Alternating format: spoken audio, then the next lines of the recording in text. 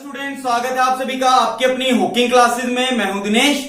तो प्यारे बच्चों, यार जैसा कि अभी आपने लास्ट लेक्चर में देखा था, हम दो आर्टिकल पढ़ के आए थे। First of all electric potential difference as well as between relation between what electric field intensity and potential difference, जो एक आपका one of the most important article है, जिसका रिजल्ट आया था क्या यार, is equal to minus DV by D R. आया था नहीं आया था यार? क्लियर है नहीं है यार? कंफर्म है नहीं है यार? चलो अच्छी बात है यार एक बात था, वो चीज क्लियर थी। आज की क्लास में बेटा हम पहले तो उसी रिलेशन जो था is equal to minus DV by D R के ऊपर एक जर्नल मेथड मैं आपको बताने वाला हूं for numerical purpose, for your JEE main as well as for IIT exam के रिगार्डिंग। वो एक इंपॉर्टेंट कॉन्सेप्ट रहेगा, ठीक है बेटा। और उसके बाद हम आज अपने छोटे से दो आर्टिकल पढ़ेंगे जो one of the most important article तो कंसीडर नहीं होते। मैं बेसिकली आपको बता दूं, इंपॉर्टेंट आर्टिकल कंसीडर नहीं है, बट हाँ ये यार ऐसे आर्टिकल हैं जो बच्चे जेईई मेन या एडवांस की तैयारी कर रहे हैं उनके रिगार्डिंग एक शायद 1 मार्क्स से 2 मार्क्स तक का एक उनका क्वेश्चन, और जेईई मेन वालों के लिए 4 मार्क्स का क्वेश्चन आपको प्रोवाइड करवाएंगे। जैसे दो क्वेश्चन पूछते हैं मेन है, जैसे क्या ऐसा पॉइंट एग्जिस्ट करता है, इज इट पॉसिबल, क्या कोई ऐसा पॉइंट है, सीधी सी बात सुनो भी, जहां इलेक्ट्रिक फील्ड जीरो हो बट पोटेंशियल जीरो ना हो, या पोटेंशियल जीरो हो बट इलेक्ट्रिक फील्ड जीरो ना हो। जब एक आपके पास आते हैं ना स्टेटमेंट वाले क्वेश्चन, तब उनके रिगार्डिंग ये जो दो इंपॉर्टेंट आर्टिकल्स हैं उनके दो स्टेटमेंट वाले क्वेश्चंस के रिगार्डिंग। अदरवाइज ये पेपर बोर्ड में या नॉर्मल से बोर्ड में आपसे पूछे जाने थोड़े से ना के बराबर ही हैं, बहुत रेयर चांसेस हैं। वो दोनों आर्टिकल कौन से हैं यार? पहला तो electric potential due to an dipole, दूसरा electric potential on the axis of a circular ring. ठीक है बेटा, तो आइए शुरुआत करते हैं आपके इन दोनों आर्टिकल। बट उससे पहले इलेक्ट्रिक फील्ड के ऊपर वो मेथड क्या है आपका जो कॉम्पिटिटिव एग्जाम में काम आता ही आता है।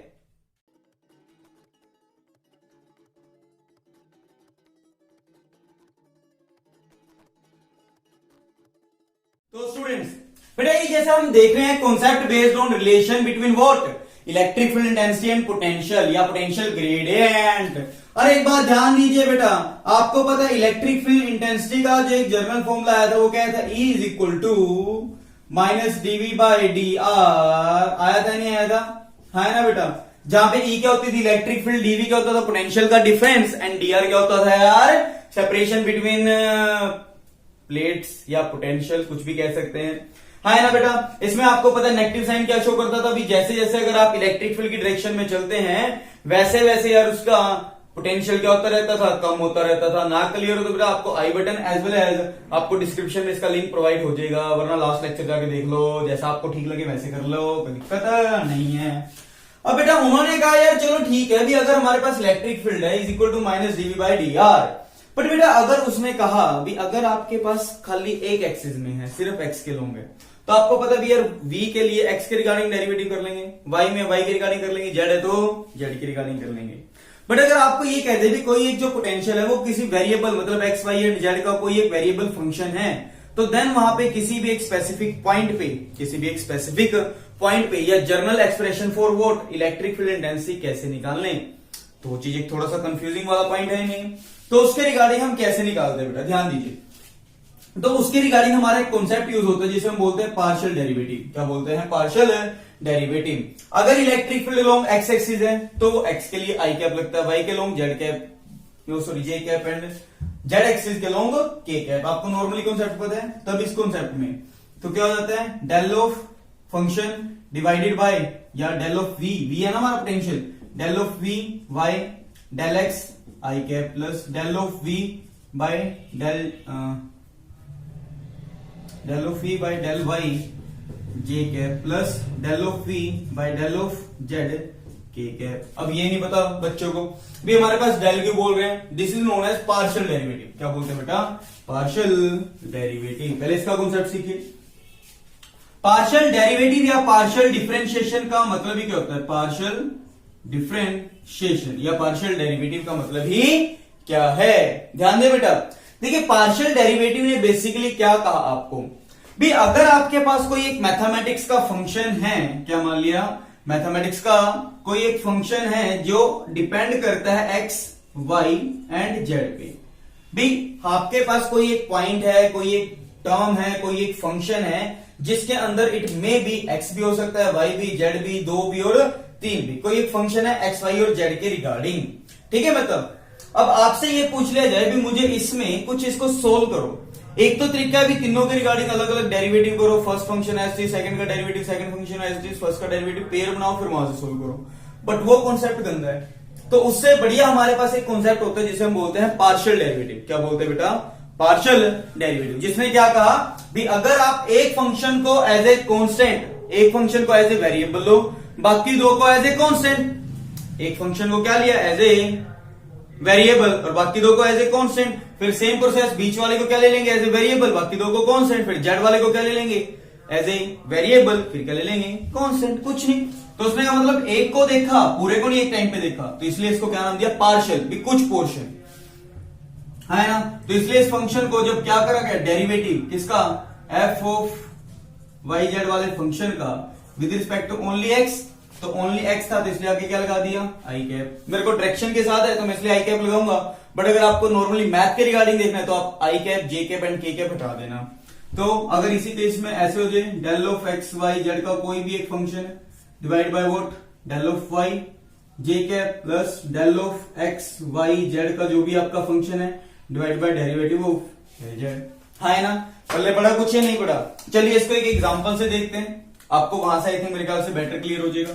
अच्छा अगर मैं कहता हूं कि कोई आपके पास एक्स वाई जेड का कोई एक फंक्शन है जो कितना X square Y plus 9y plus 8z X, ठीक है, आपको इसका डेरिवेटिव करना है। क्या करना है? डेरिवेटिव करना है। इसमें का कोई दिक्कत नहीं। तो हम इसका डेरिवेटिव क्या कर लेते हैं, पहले एक्स के रिस्पेक्ट में, फिर y के रिस्पेक्ट में, फिर z के रिस्पेक्ट में। जब आप x को एज ए वेरिएबल मान रहे हो तो y और z क्या है कांस्टेंट, मतलब कांस्टेंट का डेरिवेटिव कितना होता है 0, या अगर कोई फंक्शन है साथ में x का तो उसको बाहर फेंक देंगे। तो उसमें का कोई दिक्कत नहीं। अगर मैं यहां पे उसका निकालता हूं क्या बेटा, पहले derivative of F Y Z का विद रिस्पेक्ट टू एक्स, मैं अलग अलग करके दिखा रहा हूं ताकि आपको दिक्कत ही ना आए। देखो जब आप इसका डेरिवेटिव करोगे विद रिस्पेक्ट टू एक्स, देखो एक बार पूरा लिख दें, देन इसके बाद अगले वाले हर एक स्टेप में इसको शॉर्ट कर देंगे। कितना है X square Y plus 9y plus 8z X, यही है फंक्शन।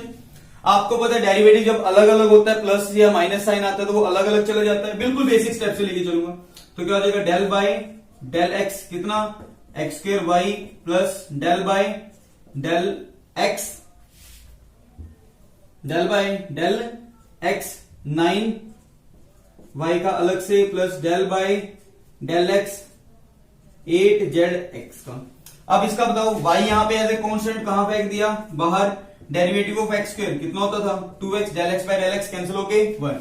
यहां देखो 9y दोनों कांस्टेंट है तो कितना हो गया 0, क्योंकि यहां x का कोई वेरिएबल नहीं है ना, तो x के लिए तो 9 भी और y भी दोनों क्या है कांस्टेंट, और कांस्टेंट का डेरिवेटिव कितना होता है 0। यहां पे बताओ 8 और z कांस्टेंट कहां फेंक दिया बाहर, derivative of x by x, या x का डेरिवेटिव कितना होता है 1, तो कितना आ गया 2xy प्लस 8z, यह आ गया derivative of your function with respect to what X. समझ में आया नहीं आया? थोड़ा सा लेंथी प्रोसेस लगाया क्योंकि प्रॉपर स्टेप बताएं। अब मुझे फटाफट आप बताएंगे, अगर डेरिवेटिव ऑफ इसी का ही निकालना है हमें F Y X Y Z function का विद रिस्पेक्ट टू वाई। अब देखो y as a constant, sorry y as a variable, बाकी सारे कांस्टेंट। अब देख इस फंक्शन का बेटा दोबारा वैल्यू लिखने की जरूरत नहीं, सीधा देखो x के यहां कांस्टेंट है बाहर, y का डेरिवेटिव 1 प्लस यहां पे 9y में y वेरिएबल है, 9 कांस्टेंट कहां गया बाहर, y का डेरिवेटिव 1, 8zx बाहर में जाने दो क्योंकि वहां y है ही नहीं, तो वो कितना हो गया 0, it become what x square plus 9 आ गया। अच्छा अगर मुझे यहीं पे क्या निकालना पड़ जाए, derivative of X Y Z का विद रिस्पेक्ट टू जेड। हाँ यहाँ अब बताओ जेड के रिस्पेक्ट में देखेंगे, बाकी वाला को नहीं हुआ जेड तो 0 है। देखिए इसमें एक्स स्क्वायर वाई जेड नहीं है, मतलब ये दोनों क्या है कांस्टेंट, तो कितना हो गया 0, अगले वाला भी 0, अगले वाले में कितना हो गया 8x कांस्टेंट कहां फेंका गया बाहर, और जेड का कितना हो गया 1, तो कितना आंसर आ गया 8x। अब देखो x वाला भी बदल जाएगा, y वाला भी और z वाला भी, वैल्यू पुट कर देंगे तो नेट आ गया। मुश्किल तो नहीं है यार, क्लियर है नहीं है, नहीं बदला पड़ा, समझ में आ गया नहीं आ गया। चलिए इसके ऊपर बेटा एक छोटा सा क्वेश्चन देखते हैं, फिर आपको आई थिंक मेरे ख्याल से आपको ये समझ में आ गया कि पार्शियल डेरिवेटिव क्या होता है। पार्शियल डेरिवेटिव का मतलब ही क्या है बेटा, भी आपके पास डिफरेंशिएशन करना इजी वे में। ठीक है, भी उसने वही मेथड दिया भी जब आप एक चीज को काफी कॉम्प्लिकेटेड हो जाए तो उसके सिंपल इजी मेथड देखने पड़े।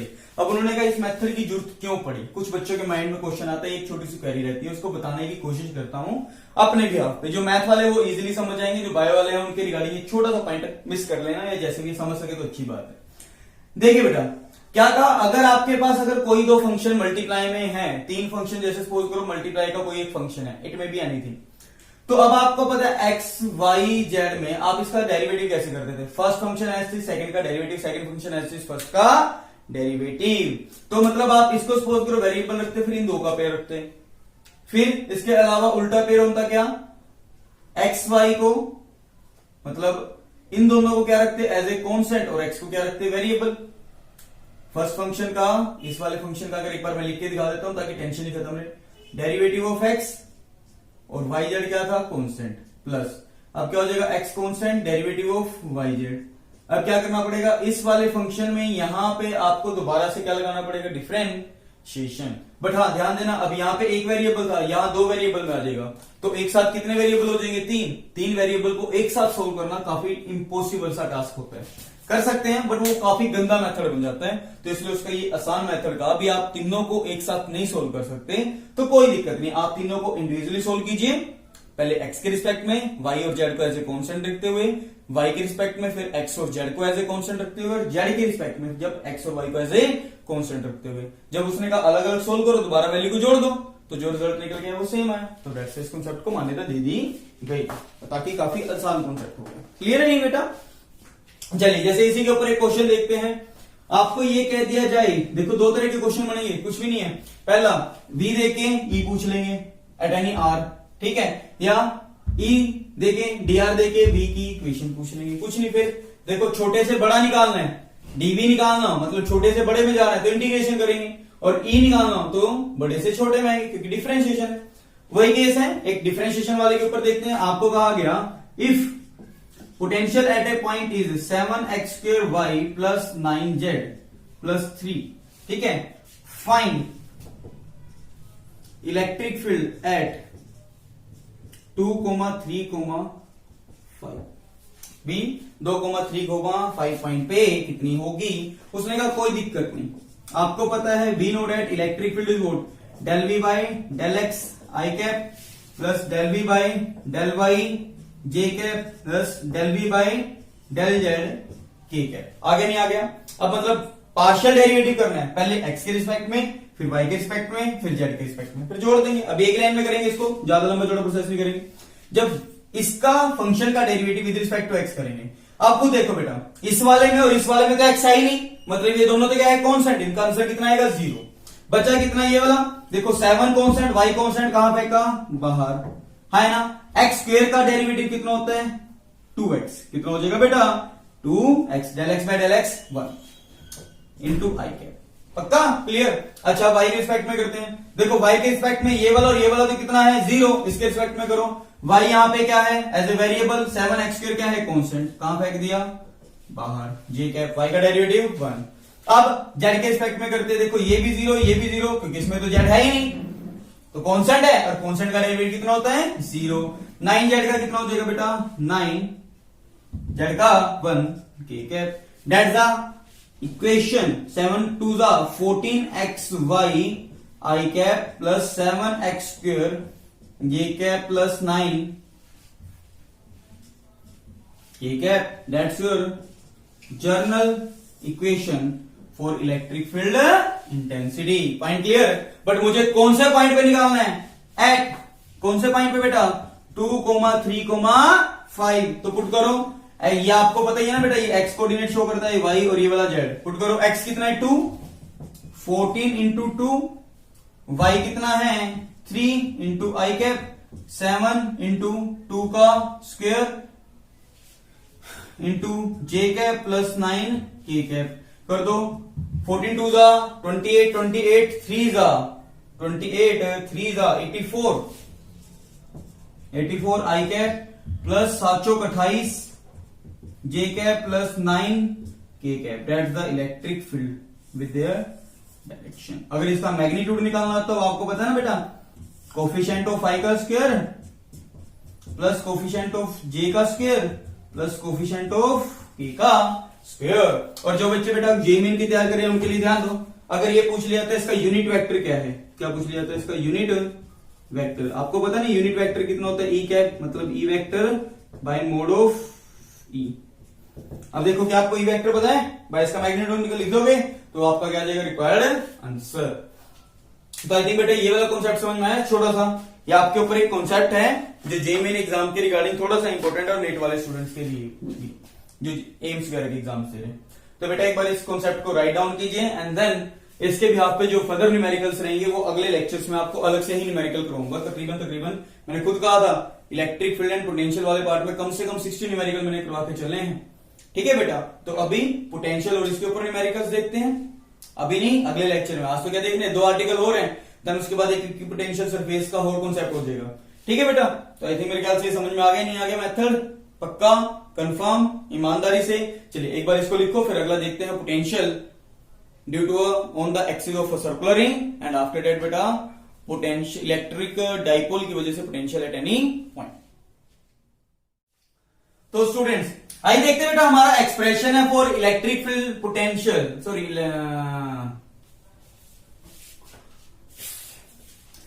तो स्टूडेंट्स आइए बेटा देखते हैं हमारा जो नेक्स्ट आर्टिकल है वो कौन सा यार, expression for electric potential on the axis of a circular ring. आपको याद है बेटा हमने डिटेल में पढ़ा था कौन सा, क्या यार, इलेक्ट्रोस्टैटिक पोटेंशियल, क्या पढ़ा था बेटा, electric field intensity on the axis of a circular ring.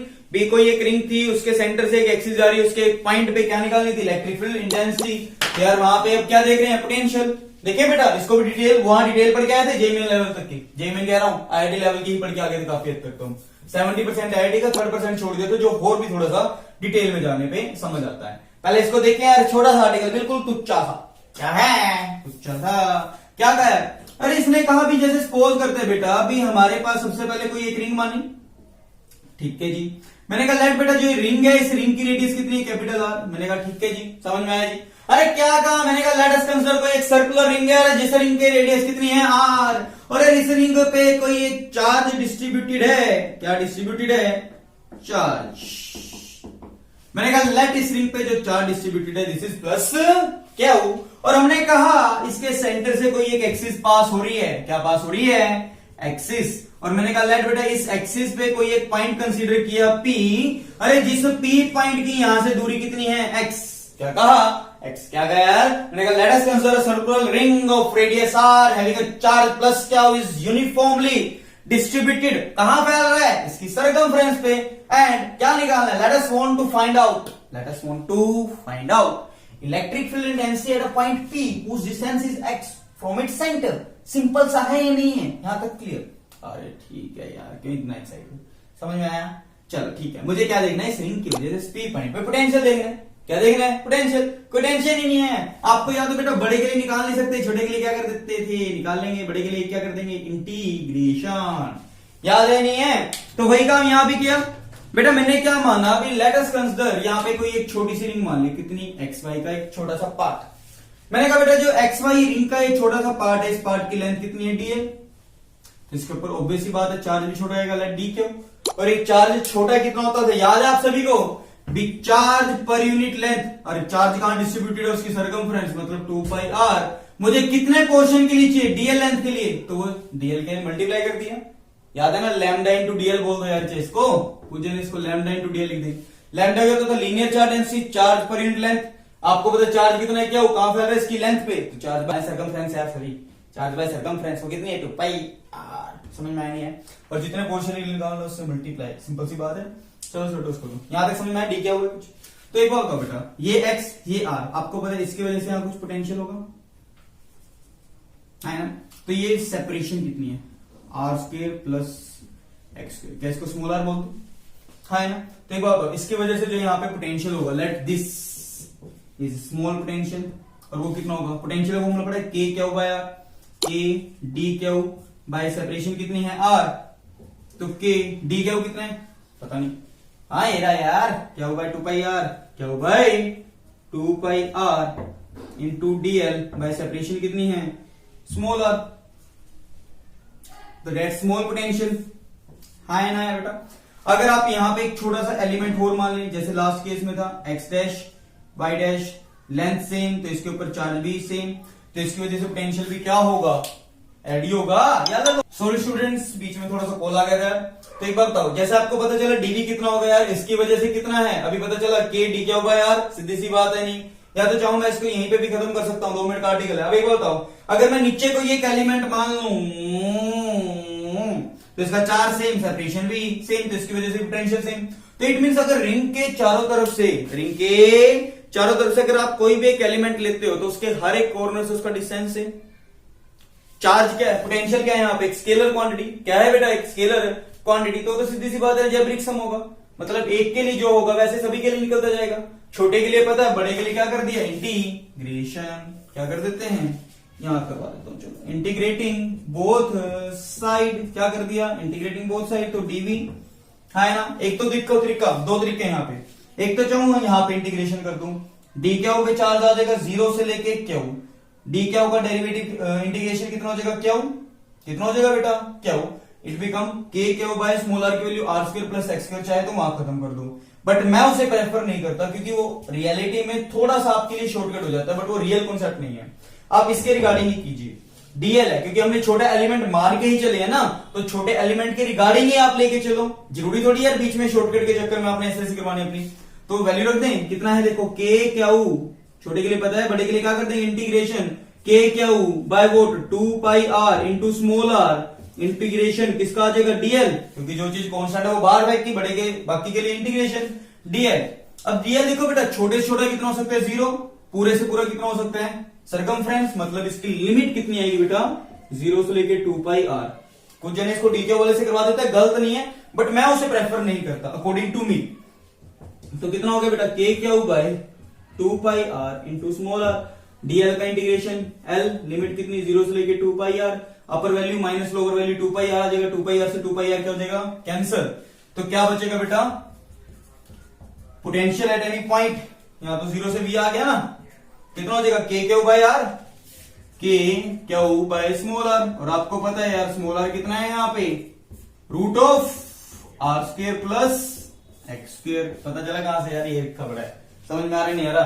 तो आपने यहाँ पे assumption जो बोली थी वो लिख लोगे ना, let us consider circular ring of radius R, let us want to find out what potential at a point P, है ना, चलो लिख लेना। याद आता है बेटा, समझ में आया नहीं है, मुश्किल नहीं लग रहा, कंफर्म। चल, ये तो आ गया potential on the axis of a circular ring. अब एक बात ध्यान दीजिएगा यहाँ पे, मेन पॉइंट, अगर बेटा अगर आप यहां सेंटर में देखते हैं, एट सेंटर ऑफ रिंग, मतलब आपका जो x हो जाएगा वो कितना हो जाएगा 0, पुट करो तो v कितना हो गया, k क्या होगा यार, इसके सेंटर पे लगने वाला, ये इंपॉर्टेंट क्वेश्चन है आपके लिए, सेंटर पे potential of a circular ring कितना होता है, k क्या होगा r। अगर आप काफी दूर देखते हैं, एट फार पॉइंट, आपको पता है जैसे जैसे x बढ़ेगा वैसे वैसे v बढ़े और v कम होगा व्हेन जब x is very very greater than r, है ना। तो r को क्या कर देंगे, नेग्लेक्टेड, देन आपको पता है क्या आ जाएगा, v is equal to K Q by X square का रूट, स्क्वेयर से root cancel, K Q by X, मतलब v is what, inversely proportional to 1 by X. तो इसका ग्राफ कैसा होता था, रेक्टेंगुलर हाइपरबोलिक इन नेचर। ये यहां तक कंफर्म है, पक्का बेटा। तो जब आपके पास इसका ग्राफ बनाया जाता है, मुझे एग्जैक्ट याद नहीं है, बट हाँ आप इसका प्रूफ कर सकते हैं भी। जब आप इसका पोटेंशियल देखते हैं, क्या देखते हैं पोटेंशियल, 0 पे एक्सिस पे, है ना बेटा। मैक्सिमम मिनिमा का भी ग्राफ आता होगा ही यहाँ पे, जहां तक मुझे याद नहीं। मैक्सिमा कहां होता है, जैसे सपोज करते हैं इसके सेंटर पे, इसके बाद जैसे दूर जाएंगे पोटेंशियल कम होता जाएगा, ऐसे यहाँ पे ग्राफ आएगा, ठीक है बेटा। और ये इंफिनिटी पे जाके कितना हो जाता है 0। तो that's the graph of potential on electric field density. समझ में आ गया नहीं आ गया, देख लेना, बस एक वैसे देखा देखा सा लगना चाहिए कि कोई ऐसा ग्राफ भी होता ही होता है। इसके बारे में काफी अच्छी डिटेल है, काफी अच्छे से अच्छे न्यूमेरिकल इस कॉन्सेप्ट पे बनते हैं फॉर आईआईटी पर्पस पे, बेसिक में नहीं। यहां तक समझ में आगे नहीं आगे बेटा। तो that's the what expression for electric potential on the axis of circular ring. समझ में आगे नहीं आ गया, ईमानदारी से बेटा वो लाइन जरूर लिख लेना। एक बार दोबारा बोल रहा हूं, जिन्होंने नहीं लिखी वो लिख लेना। क्या था, late us consider a circular ring सुनते रहना, बार बार रिपीट करके सुन लेना। Late us consider a circular ring of radius capital R and a charge plus Q is uniformly distributed over it's circumference. Full stop. अगली लाइन में let us want to find out electric potential at a point P on its axis at a distance x from its on its axis या from its center on axis, कुछ भी ऐसे लिख लो, ठीक है बेटा। तो देन दैट्स द कॉन्सेप्ट। तो आई थिंक मेरे ख्याल से बेटा ये वाला कॉन्सेप्ट भी क्लियर हो गया। चलिए आइए एक नेक्स्ट कॉन्सेप्ट और देखते हैं। एक्सप्रेशन किसके लिए, यही पोटेंशियल का देखते हैं। अगले लेक्चर्स में बेटा आपको इलेक्ट्रिक इक्विपोटेंशियल सरफेसेस एंड उसके ऊपर प्रॉपर्टीज होती है, इसके बिहाफ पे न्यूमेरिकल्स भी देखेंगे। तो क्या रहेगा, एक छोटा सा और कॉन्सेप्ट रहेगा ताकि आपके पोटेंशियल की चीजें क्लियर हो जाएंगी। देन फिर फ्लक्स, बोस थ्योरम वगैरह टर्म्स रह जाएंगी हमारे पास। फिर कैपेसिटर, मैं मानता हूं थोड़ा स्लो चल रहे हैं बट अब से स्पीड बढ़ा के चलेंगे थोड़ा सा, ठीक है बेटा। तो अगला क्या रहेगा, expression for electric potential on या एट एनी जर्नल पॉइंट पढ़ेंगे। स्कूल वालों से एक अलग मेथड रहेगा जो बुक में दे रखा है प्रदीप के, सबसे बकवास मेथड लग रहा है मेरे को प्रदीप में, और उसमें आपको मेथड जो दे रखा है आपके एससी वर्मा में, ठीक है बेटा। एक अपना मेथड है उसका, उसी के बेस पे आपको वर्क करवा के चलेंगे। क्या, expression for electric potential due to an electrical dipole. But उससे पहले एक बार ये राइट हैंड कर लीजिए। तो स्टूडेंट्स आइए बेटा, हमारा आज के लेक्चर का लास्ट आर्टिकल जो क्या रहेगा, एक्सप्रेशन फॉर व्हाट, क्या निकालना है यार, electric potential at any general point on an electric dipole. क्या निकालना है, डाइपोल पे पोटेंशियल निकालना है एट एनी जर्नल पॉइंट। यार याद है नहीं है, सीधी सी बात है, इलेक्ट्रिक डाइपोल याद है। क्या कहा था बेटा, एक ऐसा डाइपोल जिसके two equal and opposite charges को, when two equal and opposite charges को जब आप किसी सेपरेशन पे रखते हैं, जब आप two equal and opposite charges को किसी सेपरेशन पे रखते हैं तो वो क्या कहलाता है, इलेक्ट्रिक डाइपोल। वैसे ही मैं ध्यान देने इसकी assumption मेरे को खुद लिखवानी पड़ेगी, थोड़ी सी इंपॉर्टेंट है, बिल्कुल आसान सा है बेटा। मैंने कहा भी बुक वाले मेथड से अलग है, अपना मेथड अलग ही रहेगा बेटा। मैंने कहा लेट अस कंसीडर हमारे पास टू चार्जेस हैं, एक कितना माइनस क्या और एक कितना प्लस क्या। मैंने कहा लेट इसका सेंटर पॉइंट क्या नाम दे दिया ओ, और इन दोनों के बीच की सेपरेशन कितनी है 2a, और लेट तो ये भी a, तो ये भी कितनी a, ये समझ में आया। अगर ये टोटल 2a है तो आधा a, ये भी आधा कितना है a। तो बेटा पहले तो मैंने क्या कहा, लेट अस कंसीडर आपके पास कोई एक इलेक्ट्रिक डाइपोल है, जिस डाइपोल का डाइपोल मोमेंट कितना है p, which is equal to क्या इंटू 2a। वो सभी को याद है ना। पहले तो ये assumption लिखते हैं भी, हमने क्या माना, let us consider an electric dipole of dipole moment p which is equal to कितना होता है, क्या into 2a। Let equation first. And अब हमने क्या करना है, कोई एक पॉइंट मानेंगे। हमने क्या कहा बेटा, लेट अस कंसीडर कोई जनरली कोई एक पॉइंट मान लिया p, ठीक है बेटा। लेट अस कंसीडर कोई एक पॉइंट क्या मान लिया p, जिस p पॉइंट की लेट सपोज करते हैं इसके सेंटर से जो सेपरेशन है, इसके सेंटर से जो सेपरेशन है वो सेपरेशन कितनी है r, और जिसमें generally it makes an angle theta. अब आपको पता है कहीं पे भी थीटा घुमा सकते हैं, है ना। तो यहां तक कंफर्म। अब आपको ये पूछ लिया इस p पॉइंट पे पोटेंशियल निकालना है, तो ये assumption और लिख लें। तो हमने क्या करा, late us consider point p whose separation is smaller makes an angle theta with electric dipole and क्या लिखा हमने पहले, ध्यान देना, लेट अस want to क्या निकालना है, find out, let us want to find out electric potential at a point p whose distance या whose separation है ना फ्रॉम, कहां से, centre of dipole, from centre of dipole is r which makes an angle ठीक। बस इतनी से assumption लिखनी है। अब आपको यहां पे क्या निकालना है, पोटेंशियल निकालना है यार, कोई दिक्कत नहीं। मैंने कहा बेटा लेट इधर वाले पॉइंट को नाम दे दिया जाए a, इधर वाले पॉइंट को नाम दे दिया जाए a, b। आपको साफ साफ दिख रहा है b, a की वजह से पोटेंशियल नेगेटिव होगा, b की वजह से पोटेंशियल पॉजिटिव होगा, है ना। इलेक्ट्रिक डाइपोल की डायरेक्शन क्या होती थी, नेगेटिव से पॉजिटिव। यहां तक कंफर्म।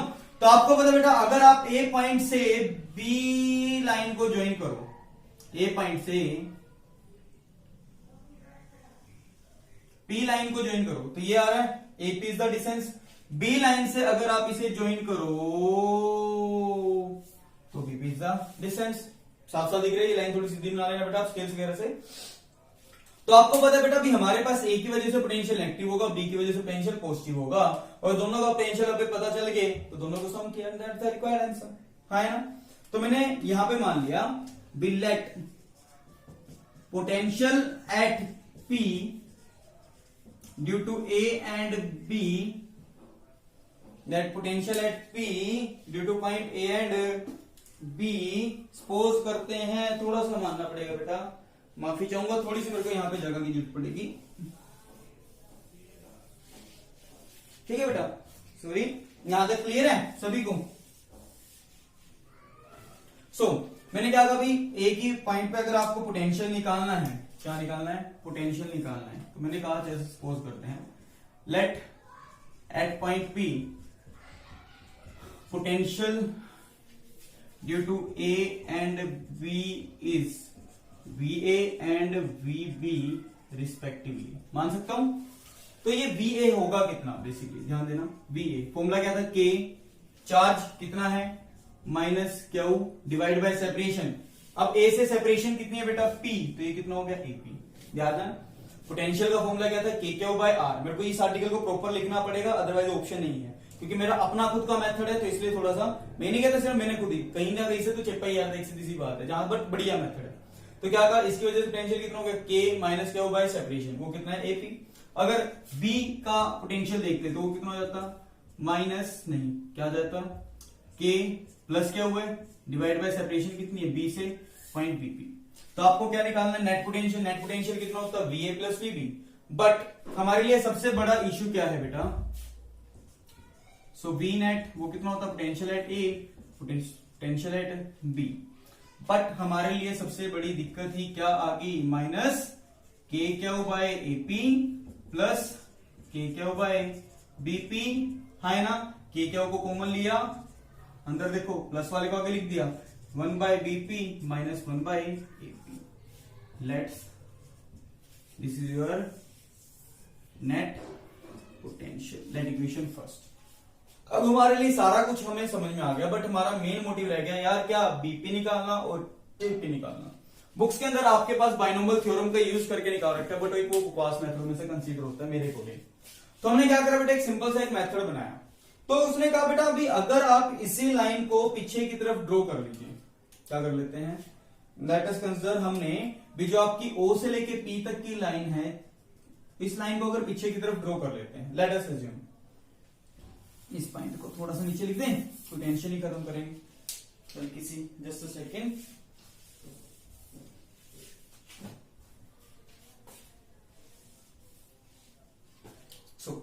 हमने क्या कहा था बेटा, let this distance is what, 2a, तो ये इसका हाफ था, this is a, this is also, यहां तक कंफर्म। तो आपने क्या करा बेटा, OP को ज्वाइन करने वाली लाइन को अगर आप पीछे की तरफ एक्सटेंड कर दो, क्या कर दो, एक्सटेंड। अगर हमारे पास बेटा A से इस लाइन पे परपेंडिकुलर डाला जाए और B से इस लाइन पे परपेंडिकुलर डाला जाए, अकॉर्डिंग टू ट्रिग्नोमेट्रिक रेशियो, वहां से आता है। अगर बेटा ये हमारे पास let it makes an angle 90 degree, because यहां परपेंडिकुलर डाला है। ऐसे ही B पॉइंट से भी अगर आप इस लाइन पे क्या डाल दो, परपेंडिकुलर। मैंने कहा लेट इस वाले पॉइंट को नाम दे दिया M, इस वाले पॉइंट को नाम दे दिया कुछ N, कुछ भी मान सकते हो, डजंट मैटर। तो अब आपको यहाँ पे साफ साफ दिख रहा है भी अगर मैं इस पॉइंट को छोड़ू तो देखने में क्या आपको दिख रहा है, जितना आपका AP है उतना ही ऑलमोस्ट आपका MP है, जितना आपका A से लेके P है उतना ही आपका M से लेके P है, और जितना आपका B से लेके P है उतना ही आपका N से लेके P है। इसको छोड़ो, दिख रहा है। तो बेटा ट्रिग्नोमेट्रिक रेशियो के इस रिजल्ट के बिहाफ पे क्या मैं कह सकता हूं कि आपको ये साफ साफ दिख रहा है बेटा, अगर ये एंगल थीटा है तो ये एंगल भी थीटा है, अगर ये आपका A है और ये भी कितना था आपका A, देखो 2-3 तरीके हैं, तो पेपर वाला भी करवाना है ना आपको, है ना। फिर आपका शॉर्टकट भी बताऊंगा यहाँ पे, इसको थोड़ा सा यार ये दिक्कत दे रही है जगह, कहाँ लिखें कहाँ ना लिखें, दैट्स A, अरे कहाँ गया, that's A, that's also A, और टोटल लेंथ कितनी थी, 2A, कितनी थी बेटा आपकी, कितनी थी आपकी, 2A। यहां तक कंफर्म है। तो अब एक बात बताइए, क्या मैं इसके बिहाफ पे आपको ये कह सकता हूं, क्या भी हमारे पास जितना आपका A से लेके P है, A से लेके P है, वो नियरली आपका M से लेके P है।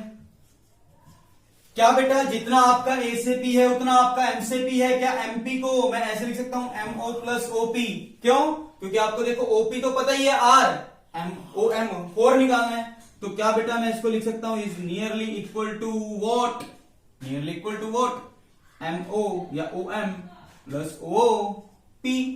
आपको पता है OP तो R है, रोला कह रहा है क्या MO का। एक तो तरीका बेटा देखो, इस लाइन ने इसके साथ एंगल थीटा बनाया, तो ए का इधर कंपोनेंट गया कितना, A cos थीटा, कितना गया A cos थीटा, सीधा आपको समझ में आ गया। वैसे ही यहां तक समझ में आया नहीं आया, मुश्किल लग रहा, तो एक तो तरीका ही है, बट दूसरा तरीका जो आपको पेपर में लिखना है, उसने कहा भी आपको यहाँ एक राइट एंगल ट्रायंगल बनती दिख रही है 90 डिग्री थीटा दिस, तो उसने कहा फ्रॉम ट्रायंगल AMO, कौन से triangle, from triangle AMO, angle के सामने वाला परपेंडिकुलर, ये वाला बेस और ये वाला हाइपोटेनियस दिख रहे हैं, BAM तो यहाँ परपेंडिकुलर है, MO यहाँ बेस है और ये क्या है हाइपोटेनियस। तो आपको क्या चाहिए, बेस, जो आपको मेथड लगाना मिलेगा, आपको शॉर्टकट बता दिया था कहां से है, तो बेस निकालना, हाइपोटेनियस पता है, तो कौन सा यूज होता था, कोस थीटा, तो कोस थीटा यहां से कितना होगा बेटा, बेस मतलब कितना OM बाय हाइपोटेनियस कितना है OA, तो आपको OM निकालना है, तो कितना हो जाएगा OA कोस थीटा, OA कितना है small a into cos theta, तो दैट्स योर OM।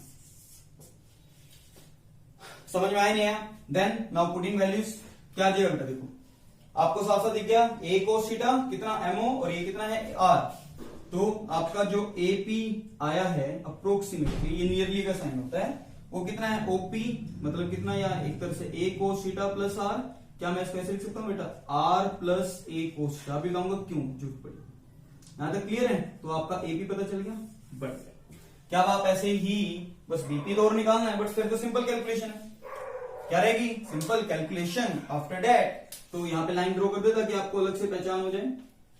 तो उसने कहा अब कौन सी ट्रायंगल देखते हैं जिससे मेरा, अरे यार एक बात तो बताओ, जितना आपका BP है उतना आपका MP है, ध्यान दो पीछे, जितना आपका NP है उतना आपका BP है, BP निकालना है, तो क्या मैं यहां से लिख सकता हूं, this implies BP is nearly equal to NP, है ना, खुद सोचो बेटा, क्या मैं इसको ऐसे लिख सकता हूं, इसमें से ये हटा दो, आपको ये निकालना है, तो क्या मैं सारे में से ये हटा दूं, क्या तब भी ये नहीं आ जाएगा, तो क्या लिख दिया, NP को क्या लिख सकते हैं, OP में से ON को हटा दो, तो क्या वो आपका NP आ जाएगा, तो क्या लिख दिया बेटा इसको, OP में से सारे में से ये हटा दो माइनस ON, OP कितना है बेटा R, और ON कितना आएगा, A ने इस लाइन के साथ एंगल बनाया, तो ये कंपोनेंट कितना आया, ये आपका आ गया A cos थीटा, जिस लाइन के साथ एंगल बनाया, वैसे मैं लिख रहा हूं, फिर इसका प्रूफ बता देता हूं जो पेपर में आपको लिखना है, R minus vote A cos theta, इसलिए देखो एक वाले में प्लस आएगा एक वाले में माइनस आएगा, तो दैट्स BP। बट निकालना कहां से, पेपर में कैसे लिखोगे, वो यही करवा दें साइड में, तो फ्रॉम ट्रायंगल, कौन सी ट्रायंगल देखो, ONB, एंगल के सामने परपेंडिकुलर, बेस हाइपोटेनियस, बेस निकालना है, तो दोबारा से कोस थीटा क्या आ जाएगा बेटा, देख ON बाय OB, आपको ON निकालना है, वो कितना हो गया OB into cos theta, O से लेके B कितना है यार, O से लेके B दैट्स A, कितना आ गया OA कोस थीटा, तो ON। समझ में आया, आपको ये मेथड लगाना पड़ेगा, डायरेक्ट वाला नहीं, वो आपके शॉर्टकट के लिए। अब एक बार बताइए, क्या आपको BP और AP पता चल गया, है ना, पुटिंग वैल्यूज ऑफ, क्या रख देते हैं, putting values of AP and BP, क्या देगा देखो, पोटेंशियल, K क्या हो कांस्टेंट, कहां था बाहर, BP की जगह क्या रख देंगे, क्या था, R minus A cos theta, R minus A cos theta, अगले वाले में AP की जगह क्या रख देंगे, 1 by R plus A cos theta. अब सिंपल समझ में आ रहा है, क्या ले लिया, एलसीएम लिया, K क्या हो, A minus B A plus B, क्या फॉर्मूला बन गया, A square minus B square, मतलब A square cos square theta, ये इधर कितना हो गया, R plus A cos theta, और ये इधर जाके माइनस, माइनस के साथ क्या हो जाएगा, minus R, minus minus plus A cos theta, minus R plus R cancel out, A cos theta plus A cos theta कितना हो गया, 2A cos theta bye R square minus A square cos theta, that's the net potential. But आपको साफ साफ दिख रहा है, यहां से देख के मुझे डाइपोल की फील नहीं आ रही, बट क्या अब आ रही है, ये देखो क्या है, क्या हुआ इंटू 2a, क्या था p, हाँ जी अब आ रही है, तो K P cos theta by R square minus A square cos square theta, that's the net potential at any general point. समझ में आ गया नहीं आ गया बेटा, K P cos theta by R square minus A square cos square theta. अब यहां पे इसके दो केस होते हैं, बस इसको ज्यादा मैं पार्टिकल नहीं खींचूंगा, दोनों केस यहीं पे हो गए तीनों। अगर आपको एट एक्सियल लाइन पे देखना है, एक्सियल लाइन का मतलब क्या था, माइनस क्या हो प्लस क्या हो, सेपरेशन 2a इस लाइन में है ना। अगर बेटा खुद सोचो, अगर आप ऑब्जर्वेशन पॉइंट से इसी पॉइंट की तरफ जा रहे हो तो इनके बीच में एंगल कितना हो गया, 0, थीटा 0 डिग्री रख दो, बस हो गया एक्सियल लाइन वाला। कोस थीटा कितना रखना है, 0, तो वी नेट कितना आ जाएगा बेटा, देख K P cos 0 divide by R square minus A square cos square 0, cos square 0 कितना होता है 1, तो कितना हो गया K P by R square minus A square, है ना। अगर आपको यहीं पे कहां निकालना होता, at equatorial line, equatorial line का तो पता ही है 90 डिग्री रख दो, कोस 90 कितना होता है 0, तो नेट पोटेंशियल कितना हो गया 0। समझ में आ रहा है नहीं आ रहा बेटा, तो आई थिंक मेरे ख्याल से आपको ये आर्टिकल समझ में आ गया होगा ईमानदारी से। क्या देखना था हमें, इलेक्ट्रिक डाइपोल की वजह से पोटेंशियल। तो हमने क्या कहा, सबसे पहले कोई एक डाइपोल माना, माइनस क्या हो प्लस क्या हो, एक पॉइंट पकड़ा पी, जिस पी पॉइंट की यहां से दूरी थी आर, जिसने इसके साथ एंगल बनाया थीटा। तो बेटा आपको पता है माइनस क्या हो की वजह से यहाँ पोटेंशियल मान लिया वी ए, बी वाले पॉइंट की वजह से बी वी बी, है ना। तो बट आपको पता है पोटेंशियल तो क्या होता है, के क्या हो बाय आर विद साइन, क्योंकि एक स्केलर क्वांटिटी है, तो वो नेगेटिव था तो के माइनस क्या हो बाय उसकी सेपरेशन, ऐसे बी वाले पॉइंट से के क्या हो बाय उसकी सेपरेशन, टोटल क्या होगा उन दोनों का सम, एलसीएम लिए, यहां तक हम समझ में आया। मेन पॉइंट है ये आपका थोड़ा सा लॉजिकली समझने का। उसने अगर आप इस लाइन को आगे की तरफ बढ़ा दो और दोनों पॉइंट से परपेंडिकुलर ड्रॉ कर दो, अगर मैं ए पॉइंट से परपेंडिकुलर ड्रॉ करता हूं, इसको छुपो दो, देखो क्या आपको देखने में लग रहा है जितना आपका ए से लेके पी है उतना आपका एम से लेके पी है, तो इसलिए कह दिया AP is nearly equal to MP, that's the property. तो एमपी को क्या लिख दिया, एमओ प्लस ओपी, ओपी आपको पता था, ये निकाल लिया कितना है, ए कोस थीटा, सिंपल समझ में आया। सिमिलरली डीपी निकालना, वो कितना आया एनपी, तो वो क्या कर दिया ओ आर में से ओपी में से ओ एन को माइनस करा, तो दैट्स द कांसेप्ट, सिंपल लगाया, वैल्यू पुट की and that's the required answer. तो इसके बिहाफ पे जो भी आपके न्यूमेरिकल्स वगैरह बनेंगे बेटा वो सारे के सारे नेक्स्ट लेक्चर्स में देखेंगे, वरना आज वाला लेक्चर काफी हैवी हो जाएगा। ठीक है बेटा, तो आई थिंक मेरे ख्याल से आपको सभी को क्लियर हो गया, बाकी नेक्स्ट क्लास में करते हैं।